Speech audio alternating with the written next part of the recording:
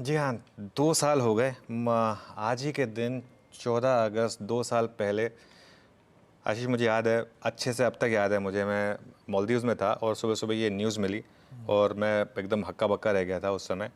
और हम सब के लिए स्टॉक मार्केट में जो भी हैं एक शाइनिंग लाइट हैं। उनकी फैमिली ने आज एक बहुत प्यारी सी एक पिक्चर रिलीज़ करी है।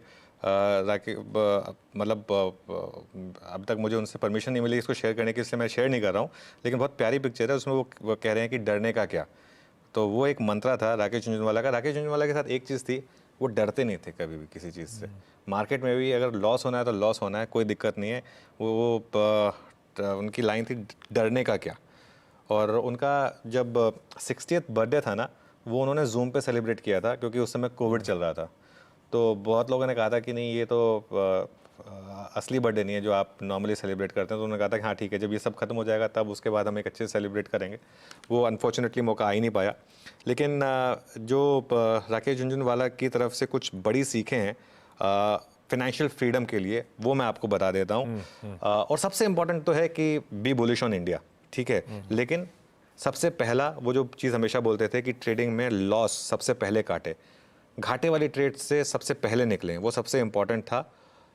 मुनाफे वाली ट्रेड में बने रहें और लंबा बने रहें। एक बार मार्केट आपके फेवर में आ जाए बस उसके बाद नहीं छोड़ना है।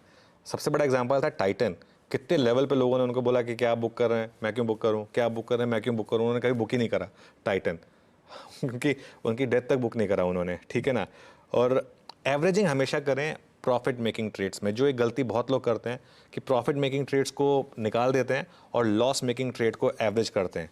आपको उसका उल्टा करना चाहिए। प्रॉफिट मेकिंग ट्रेड्स को एवरेज करिए, लॉस मेकिंग ट्रेड्स को बाहर फेंकिए अपने पोर्टफोलियो से। Trend is your friend. Trend के साथ रहिए और लंबे ट्रेंड के साथ रहिए। और बड़ा ट्रेंड पॉजिटिविटी का है, तो इसके लिए पॉजिटिव रहिए। मेनली इंडिया की ग्रोथ स्टोरी पर भरोसा करिए। और एक चीज़ जो वो हमेशा कहते थे कि अच्छे शेयरों में टारगेट नहीं होता। टारगेट मत सेट करिए अच्छे शेयरों में, because you never know bottom हो सकता है कितना है, टॉप की कोई परिभाषा नहीं है। तो आज फिर से एक बार राकेश झुनझुनवाला को श्रद्धांजलि। और जैसे कहते हैं ना, हमेशा हमारी यादों में वो जिंदा रहेंगे। Rest in peace sir. और क्या बढ़िया, ये बात सही है। उनका कन्विक्शन इंडिया पे, अगर आप जिस चीज़ को तेजी कर रहे हो उस पर ही कन्विक्शन ना हो तो फिर क्या डगमगाते रहोगे। आप हिंदुस्तान पे बुलिश रहोगे तो आपको सब अच्छा लगेगा, तेजी करने में आप मन करेगा।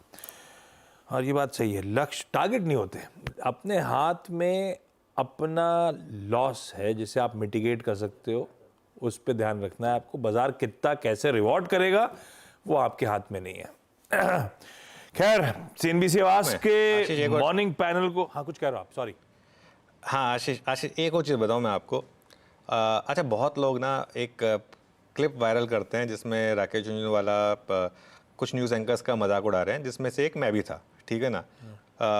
और कि आप लोग क्या मतलब इतने शॉर्ट टर्म के सोचते हैं, लिक्विडिटी ड्रिवन रैली बोलते हैं, ये बोलते हैं, वो बोलते हैं, ठीक है। उसके बाद वो जिस दिन की क्लिप वो वायरल कर रहे हैं, लोगों से उतना देखा है जो उन्होंने उस क्लिप में देखा है। उसके बाद उन्होंने मुझे कॉल किया था और उसके बाद मुझे बोला था कि सॉरी, देखो अगर तुमको बुरा लगा हो तो। मैं कहा नहीं सर, मुझे क्यों बुरा लगेगा, आपने बात जो कही एकदम सही कही थी। तो इसके लिए ये मतलब बहुत काफ़ी अच्छे इंसान भी थे राकेश झुनझुनवाला, काफ़ी चैरिटी भी करते थे। ये चीज़ें बहुत कुछ ऐसे एस्पेक्ट्स हैं जो उनके शायद लोगों को नहीं दिखाई देते थे। लेकिन आज वाकई में एक दिन है उनको याद करने का। बिल्कुल।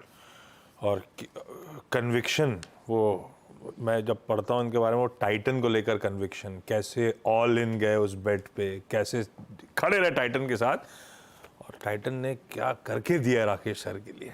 खैर, वो एक ही ऐसी बेट थी, बहुत सारी, लेकिन टाइटन गजब करा उनके लिए।